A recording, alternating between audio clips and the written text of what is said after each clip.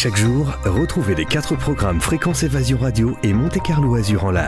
Des podcasts gratuits, des infos concernant vos émissions préférées sur les sites de fréquenceévasion.com et montecarloazur.com. YouTube est un complément des programmes de Fréquence Évasion avec plus de 500 vidéos à votre disposition. Bonne journée sur Fréquence Évasion, la radio d'expression. La clé du mystère sur Fréquence Évasion, histoire insolite, recherche et témoignages. Vous écoutez Fréquence Évasion, dans quelques instants, la clé du mystère en compagnie d'Anna Evans, docteur vétérinaire, qui pratique également la communication intuitive avec les animaux. Aujourd'hui, nous parlerons de la thérapie des animaux et nous ferons un contact de communication intuitive. À tout de suite. Réactualisez régulièrement toutes vos applications iPhone et Android sur les sites de Fréquence Évasion Radio et Monte Carlo Azur, fréquenceévasion.com, fréquenceévasion2.com et montecarloazur.com. Fréquence Évasion. Fréquence Évasion. Radio Fréquence Évasion, Principauté de Monaco, Grand Sud. Anna Evans, bonjour, merci de participer à cette émission. Bonjour. Alors nous allons parler de la thérapie des animaux et nous ferons un contact de communication intuitive. Alors quels sont les problèmes de santé rencontrés généralement chez les animaux ? Alors tout dépend de leur mode de vie et puis évidemment de leur statut. Les animaux sauvages ont des maladies qui nous concernent quand ce sont des épidémies, donc des grandes maladies qui peuvent parfois d'ailleurs atteindre la santé humaine. Et de cela, je pense que nous n'allons pas parler aujourd'hui. Par contre, pour les animaux de compagnie, nos animaux proches, ceux qui vivent avec nous le plus souvent, eh bien, il y a des maladies qui sont souvent associées à leur espèce. Et puis, il y a d'autres groupes de maladies, par exemple comme la grippe, que nous partageons avec eux. Donc, c'est très, très varié, c'est un très vaste monde. Je pense que les maladies qui nous concernent le plus sont les maladies d'ordre parasitaire, c'est-à-dire des maladies qui sont liées à la présence de petites bêtes à l'intérieur du corps des animaux ou parfois à l'extérieur, puisque tout le monde connaît bien sûr les puces et les tiques. Alors quels sont justement les différents moyens de traiter ces maladies ou ces parasites chez son animal de compagnie ? Il existe différentes approches thérapeutiques, là aussi, un très très grand éventail. Et naturellement, en tant que vétérinaire, je vais d'abord vous parler de ce qu'on appelle la médecine allopathique ou la médecine classique. Cette médecine qui utilise des produits chimiques dérivés de l'industrie pharmaceutique, qui a pour nous élaboré des molécules ou sélectionné des molécules et les a préparées dans des comprimés, etc., ou dans des injections, pour que on puisse les utiliser pour le bien-être de l'animal et pour lui redonner une bonne santé. Alors cette médecine-là, je crois que tout le monde la connaît, elle est efficace, elle est parfois la seule, vraiment efficace. Elle a aussi des limites, et notamment les complications liées aux effets secondaires. Par exemple, si on utilise trop longtemps des anti-inflammatoires pour un chien rhumatisant, eh bien, on peut lui provoquer des pathologies des reins ou des inflammations de l'estomac. Un petit peu comme nous, quand nous utilisons aussi les remèdes avoisinants. D'ailleurs, il faut savoir, ce que beaucoup de gens ne savent pas, que certains des remèdes que nous utilisons très fréquemment, comme l'aspirine, sont contre-indiqués ou parfois dangereux chez l'animal. Donc c'est important de faire appel à un vétérinaire plutôt qu'à un pharmacien, ou en tout cas à quelqu'un qui comprend qu'il existe une différence dans le fonctionnement du corps des animaux qui fait qu'ils ne vont pas utiliser le médicament, la molécule, de la même manière. Ça, bien sûr, c'est la médecine classique, connue par tous. On utilise chez les humains l'homéopathie et on obtient des résultats probants, donc je suppose qu'on l'utilise également chez l'animal. Oui, et c'est d'ailleurs quelque chose qui est très important pour la cause de l'homéopathie elle-même, puisque en homéopathie, eh bien, certaines personnes pensent qu'il s'agit d'un effet placebo, s'il y a bien un effet thérapeutique réel de l'homéopathie, et qu'il ne s'agit pas seulement de ce qu'on appelle un effet placebo, c'est-à-dire on veut y croire et donc on va mieux.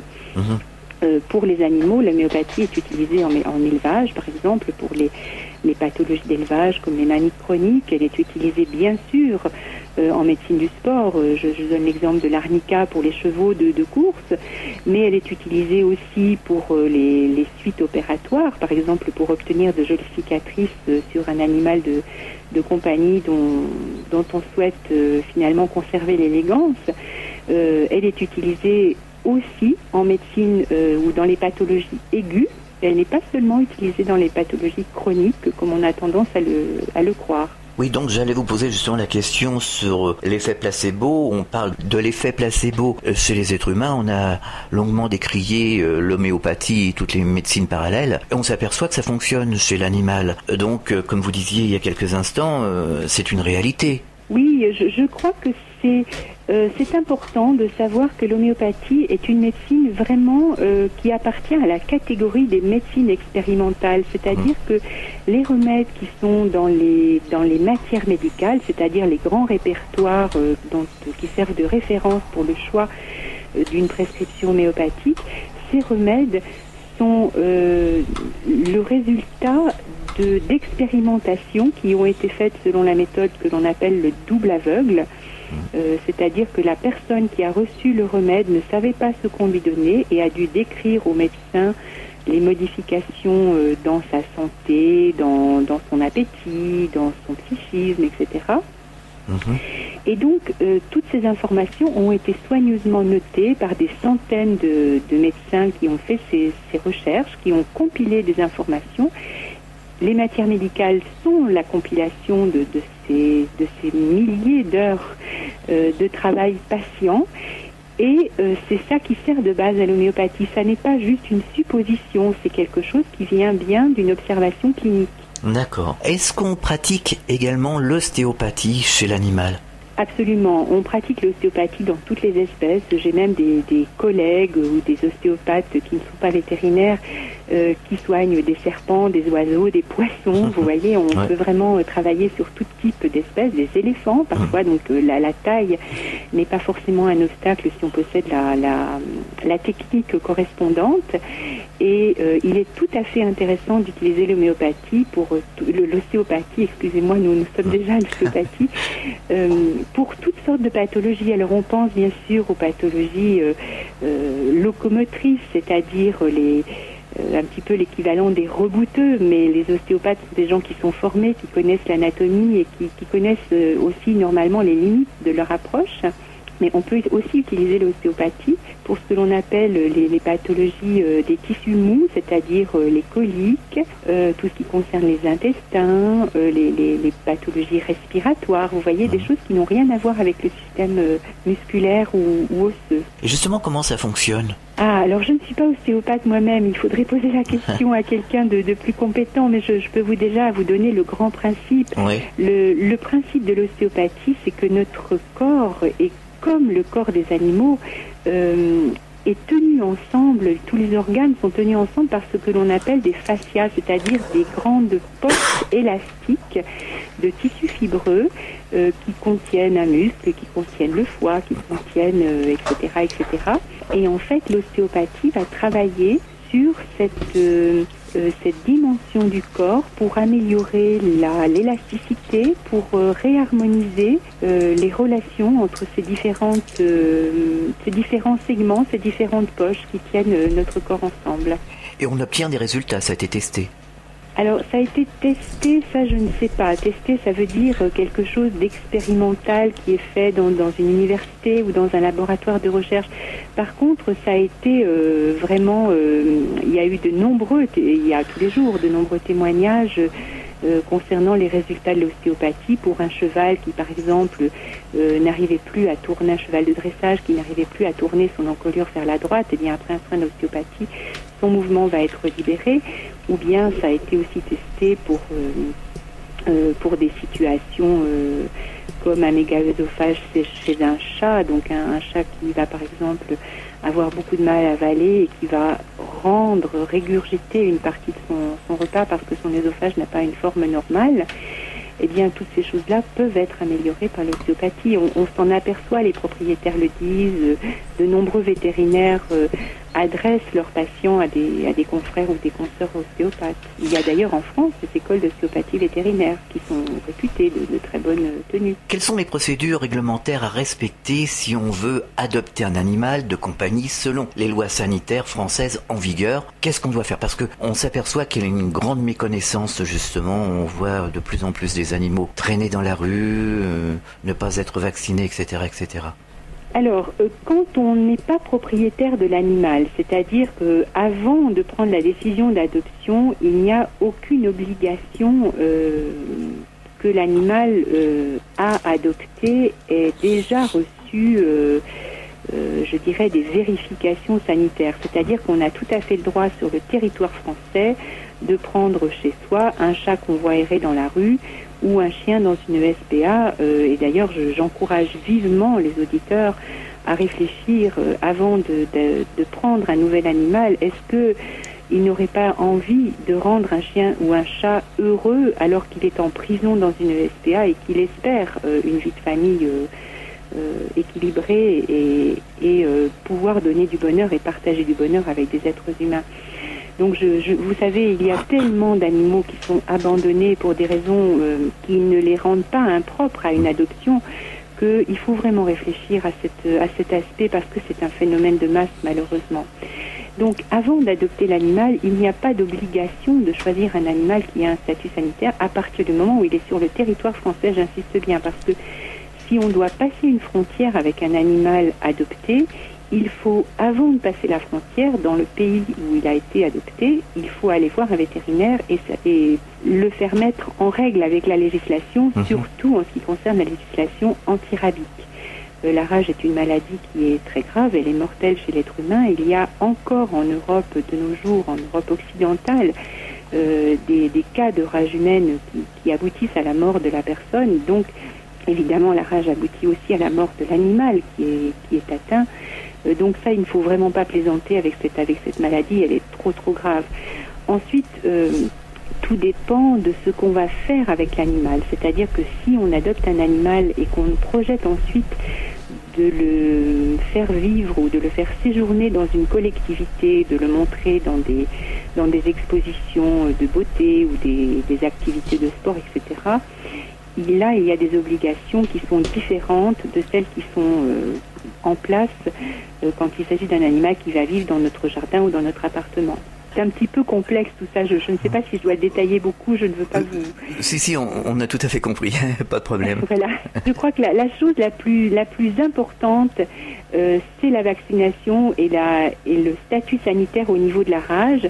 Et puis ensuite, pour ce qui concerne le risque auprès de la santé humaine, ce sont les vermifugations. D'accord, ouais. Qui ne sont pas, quand on reste à l'intérieur d'un pays, une obligation légale, mais qui sont vraiment conseillées quand on prend un animal dont on ne connaît pas l'origine.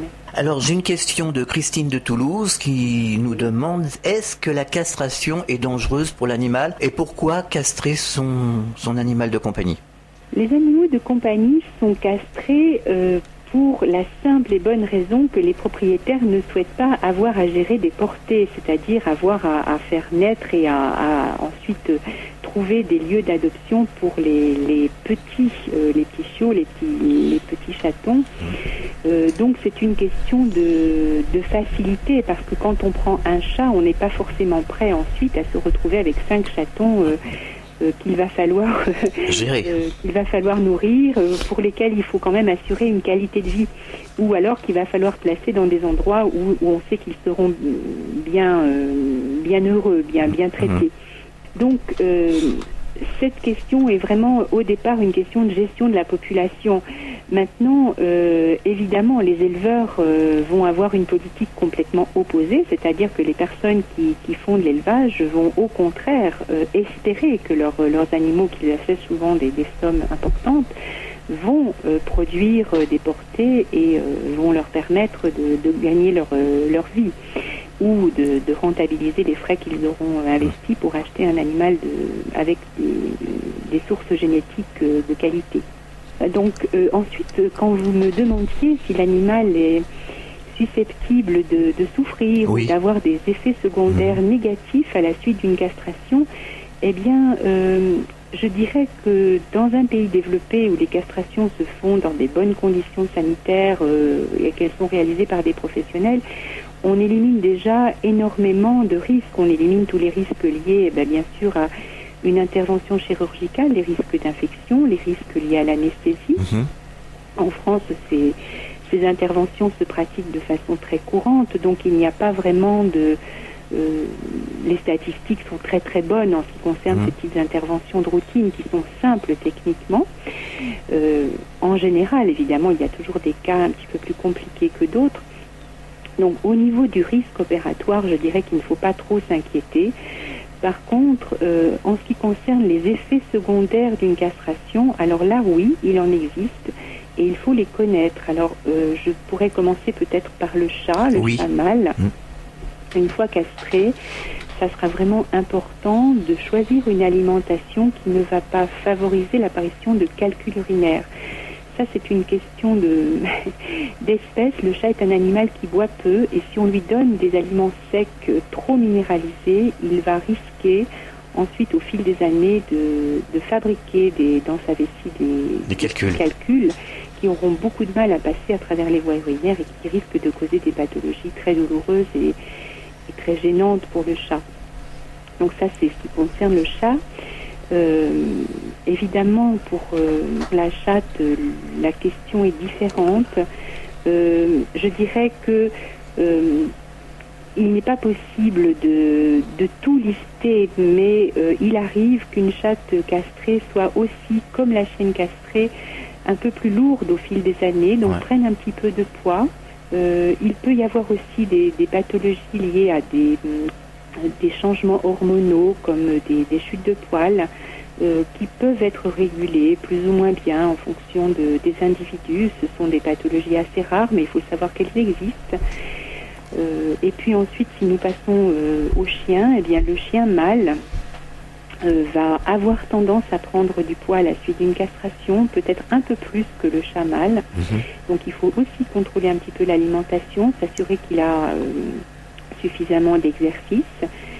Quant à la chienne castrée, il y a à peu près les mêmes problèmes que chez la chatte. Ce sont des choses qui arrivent assez peu quand l'animal est bien suivi après la stérilisation, mais il faut savoir qu'elles peuvent arriver. Alors l'opération par elle-même n'est pas dangereuse, mais je parle surtout pour les femelles. Alors l'opération est un petit peu plus délicate pour la femelle que pour le mâle, puisque bien sûr on enlève lors d'une stérilisation les organes, donc les glandes qui sont les ovaires chez la femelle et les testicules chez le mâle. Et chez la femelle, les ovaires sont à l'intérieur du ventre, alors que chez le mâle, ils sont habituellement à l'extérieur. Donc il faut faire une opération un tout petit peu plus invasive. Et si la femelle est grasse, par exemple, il peut y avoir des difficultés techniques. Si la femelle est en chaleur au moment de l'opération, il peut aussi y avoir des difficultés.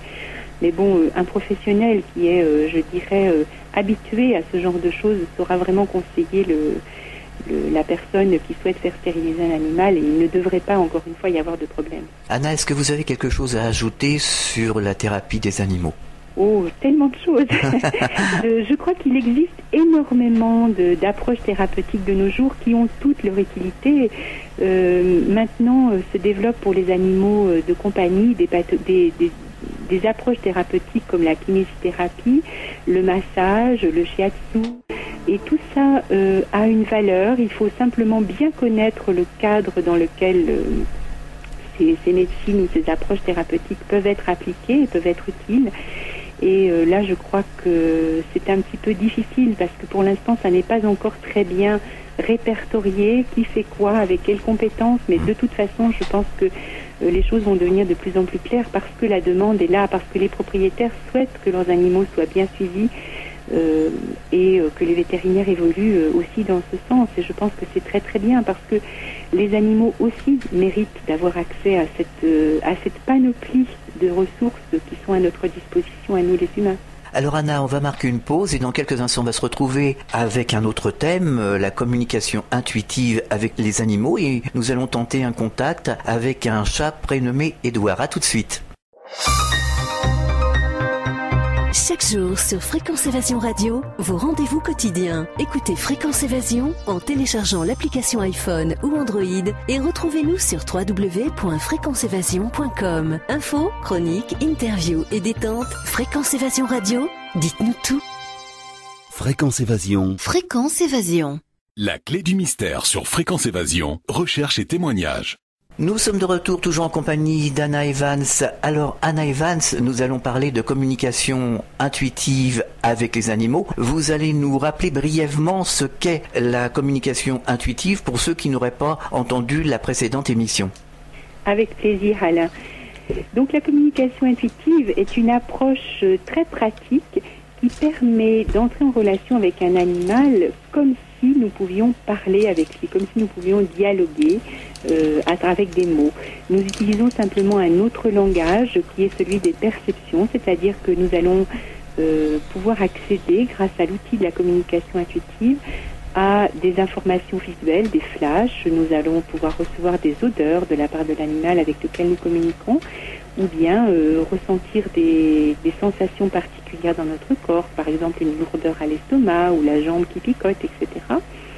Ou même être informé par des sons ou des goûts dans la bouche. Vous voyez, toutes ces perceptions qui nous sont accessibles sont partagées avec la plupart des animaux, et c'est à travers celles-ci que nous échangeons avec l'animal. D'accord. Alors nous allons tenter de faire une communication avec un chat prénommé Édouard. Voilà, donc vous avez des photos, je suppose. Oui, je travaille parfois avec des photos, le plus souvent avec les animaux présents à mes côtés. Là, nous avons une question de distance entre nous, donc Édouard ne se trouve pas à mes côtés. Mais c'est tout à fait possible, quand l'animal est coopératif, de se baser sur sa photo pour effectuer ce travail, bien que ça soit un petit peu moins précis la plupart du temps. Donc là, on est dans une sorte de télépathie à distance. Oui, la communication intuitive peut s'effectuer effectivement à distance. Ça n'est pas une condition comme dans la télépathie. On peut très bien communiquer avec un animal qui se trouve sur ses genoux en communication intuitive. Ça n'a pas d'importance finalement. Ça n'a pas d'importance. D'accord. Donc voilà, ce que je fais, c'est que je vais me présenter à Édouard et je vais lui expliquer que je peux parler chat.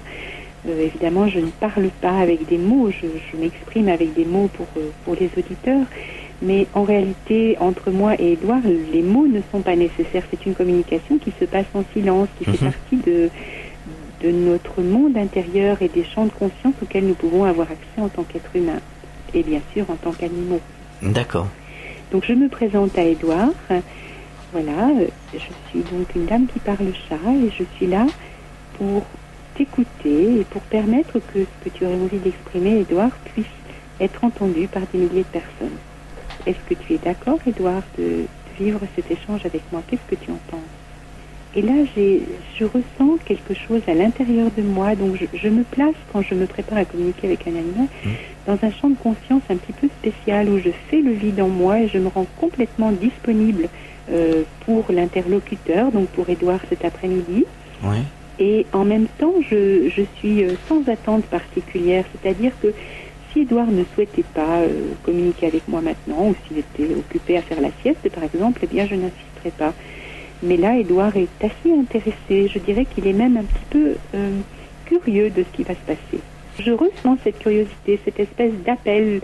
Il attend la suite, il en veut plus. Alors, j'ai des questions qui ont été préparées par Jean-Baptiste, le technicien de la radio, et qui est souvent avec Édouard, justement. Donc, Jean-Baptiste demande à Édouard, est-ce qu'il est content de l'arrivée de la petite chatte Alix, comme précédemment on a posé la question à Sirius? Oui, alors, Édouard est beaucoup plus adaptable, je dirais, que Sirius. Peut-être c'est une question d'âge. En tout cas, Édouard est assez intrigué par Alix. Il l'observe beaucoup. Et parfois, il est intéressé de jouer avec elle, mais bon, pas toujours. Ça dépend un petit peu de son humeur. Donc, il est assez content parce que ça lui donne un sujet d'observation. C'est un petit peu comme si on lui avait mis la télévision. D'accord. Voilà. Et Jean-Baptiste demande aussi pourquoi Édouard crache souvent, il fait comme ça sur Alix. Parce qu'elle est trop active pour lui. Ah, c'est vrai, elle est active. Voilà, donc il y a des moments où il ne suit pas tout à fait. Il ne sait pas où il veut en venir. Il est un petit peu dérouté par son comportement très, très entreprenant. Et donc, il ne sait pas comment s'y prendre pour lui demander de se calmer, alors il crache. Ça n'est pas vraiment de l'agressivité en tant que telle. C'est-à-dire qu'il n'est pas fâché qu'elle soit là, il est juste un peu dérouté. Et je pense qu'il va s'habituer à, je dirais, à l'attitude très très remuante d'Alix. Elle est très remuante, oui, ça c'est sûr. Oui, elle est très remuante, vraiment. Ils avaient l'habitude tous les deux d'être bien tranquilles et finalement elle leur a bouleversé un petit peu leur monde. Tout à fait, tout à fait. Voilà, mais je dirais qu'Édouard s'adapte mieux que Sirius. Justement, quelles sont les relations entre Sirius et Édouard? Que pense justement Édouard de Sirius? Alors je dirais que c'est une relation de bonne intelligence, c'est-à-dire qu'ils se comprennent, ils ont tous les deux leurs petites prérogatives, les choses qu'ils aiment bien, et ils sont assez complémentaires, ils n'ont pas vraiment de problème entre eux, ils ont réussi à créer un beau modus vivendi. Alors, est-ce qu'il a des craintes particulières, Édouard? Vous voulez dire des phobies, des craintes, oui, des craintes, oui, peut-être pas des phobies, mais enfin des interrogations. Oui. Alors, en ce qui concerne Alix, il a un peu peur parfois qu'elle lui saute dessus comme ça sans prévenir. Donc, c'est vrai qu'il se sent parfois un petit peu en insécurité en sa présence, mais je pense que ça fait qu'il se met un peu en retrait ou justement qu'il ne dort que d'un œil pour surveiller avec l'autre ce qu'elle va bien entreprendre encore. Bon, ensuite, en ce qui concerne sa vie en général, les choses qu'il craint, qu'il appréhende, eh bien, premièrement, c'est un chat qui ne sort pas beaucoup ou qui, s'il avait l'occasion de sortir, je pense qu'il ne le ferait peut-être pas tout de suite. C'est un chat qui est très prudent vis-à-vis du monde extérieur. De même, quand des personnes se présentent donc dans son lieu de vie, il se met au début, en tout cas, il se met en retrait. C'est un chat qui n'est pas... il est social, il n'est pas opposé, je dirais, à des rencontres, mais il est quand même toujours avec un premier mouvement de recul et de prudence. Donc ça pourrait être interprété comme de la peur, mais en fait, c'est un chat qui est plutôt prudent. Visiblement, il n'a pas peur de grand-chose. Non, c'est ça, c'est pas de la peur, c'est plutôt quelque chose qui est, je regarde, je m'assure que tout est bien en ordre, et après j'y vais. Ah oui. Je pense qu'on pourrait tirer le canon dans la maison, ça lui ferait aucun effet. Ça, je ne sais pas, c'est-à-dire qu'il aurait besoin de quelques minutes pour considérer et pour décider s'il y a lieu de croire que c'est dangereux ou pas. Ouais. C'est pas un émotif. Non. C'est plutôt un chat réfléchi. Tout à fait, oui. Mais évidemment, quand on ne comprend pas le psychisme d'un chat, on peut se demander si cette absence de réaction est de la peur. Vous voyez ce que je veux dire ? Tout à fait. Tout à fait. Il ne va pas agir d'une façon immédiate et spontanée, Édouard. Il va décider comment s'y prendre. C'est un tacticien. Oui. Comment Édouard perçoit-il son univers journalier à la maison ? Très très modifié par la présence d'Alix, quand même. Oui. Ça a chamboulé toutes leurs habitudes à tous les deux, puisqu'ils avaient quand même des emplois du temps très préétablis. On fait la sieste à tel endroit, à telle heure on va d'abord, le premier va manger, ensuite le deuxième y va, et ainsi de suite. Enfin, il y avait tout un tas de petits protocoles comme ça. Et alors avec Alix, tout ça a été balayé en 30 secondes. Oui. Donc l'univers de la maison pour l'instant tourne autour de que fait Alix en ce moment, pourvu que je puisse finir ma sieste tranquillement. En fait c'est ça. Sinon le lieu de vie leur plaît beaucoup à tous les deux. Ils sont très attachés au lieu de vie, ce qui est souvent le cas pour les chats, mais bon, certains parfois sont mal à l'aise dans leur lieu de vie. Là c'est vraiment le contraire, ils sont très très bien là où ils se trouvent. Le fait d'avoir accès à des points d'observation pour eux en hauteur est très important. Ils voient en hauteur quand ils regardent à l'extérieur, ils sont peut-être à l'étage ou en tout cas il y a un contrebas. Et ça leur plaît énormément. Et puis surtout, je dirais qu'il y a une atmosphère dans ce lieu qui leur correspond, c'est-à-dire quelque chose qui est élégant, qui est confortable, qui est frais, qui est tranquille. Et ce sont des choses auxquelles ils sont tous les deux. Donc là, je reparle de Simba, mais Simba aussi bien que Édouard sont très sensibles à ça. Est-ce qu'il a été dérouté par le départ de Camille ? Pas tellement. Comme je vous le disais, ça n'est pas un chat émotif. Donc il l'a cherché et puis ensuite il a analysé que c'était plus la peine de la chercher chercher. Donc voilà, ou de le chercher, je ne sais pas. Ou de le chercher. De le chercher. Et donc ça s'est arrêté là. C'est quelque chose qui a été entériné pour lui. A-t-il quelque chose à exprimer de particulier? Édouard est un animal qui est très intéressé par l'esthétisme. Tout ce qui est beau ou tout ce qui dégage une belle vibration l'intéresse énormément et il utilise ces objets avec un grand intérêt. C'est-à-dire que c'est un chat qui ne s'ennuie jamais.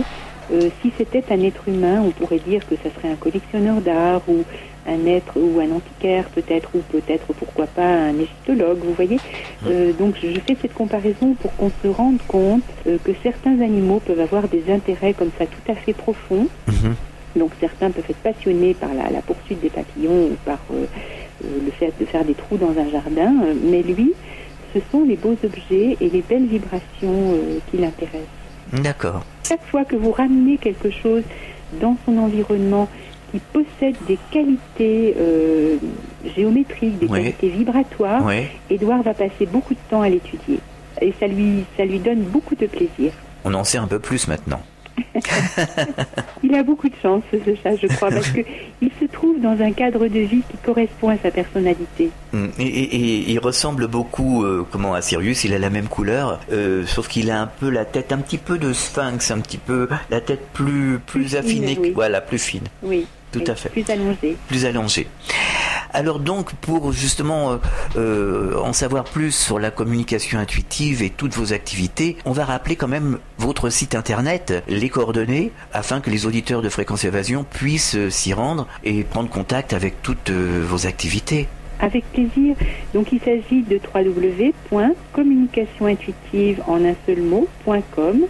Également, il existe une page Facebook qui s'appelle Anna Evans vétérinaire et qui donne toutes sortes d'informations sur des protections d'espèces qui me touchent, des personnes qui souhaitent amener des témoignages concernant des différents enregistrements. Très bientôt, cette émission, je l'espère, sera disponible sur mon site. Bien sûr. Et puis d'autres choses sont aussi disponibles là. J'anime des groupes de recherche, je donne des conférences. Bientôt, je vais donner une conférence gratuite à Biarritz concernant le sort des baleines.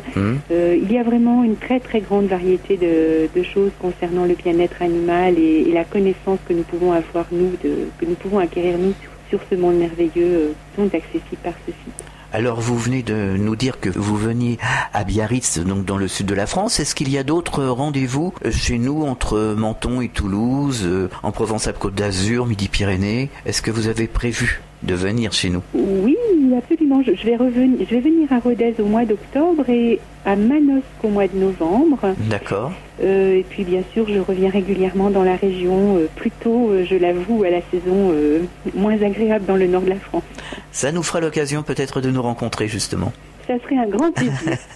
À Manosque, par exemple. Je serais très heureuse de vous inviter si vous avez le temps. Ça me ferait vraiment, vraiment plaisir si vous vouliez venir. On prendra le temps. Je vais donner une conférence probablement à Manosque aussi, donc je vous le dis parce que c'est peut-être un petit peu plus facile de... Oui, Manosque ou Rodez, ça va. Que pour quelques journées, mais si vous souhaitiez venir à l'atelier, je serais très contente de vous inviter. D'accord. Anna Evans, merci d'avoir participé à cette émission sur Fréquence Évasion. On se retrouve très bientôt sur cette antenne. Au revoir. Je vous remercie beaucoup. Au revoir à tous. C'était la clé du mystère en compagnie d'Anna Evans sur Fréquence Évasion. À très bientôt pour un autre rendez-vous. Fréquence Évasion.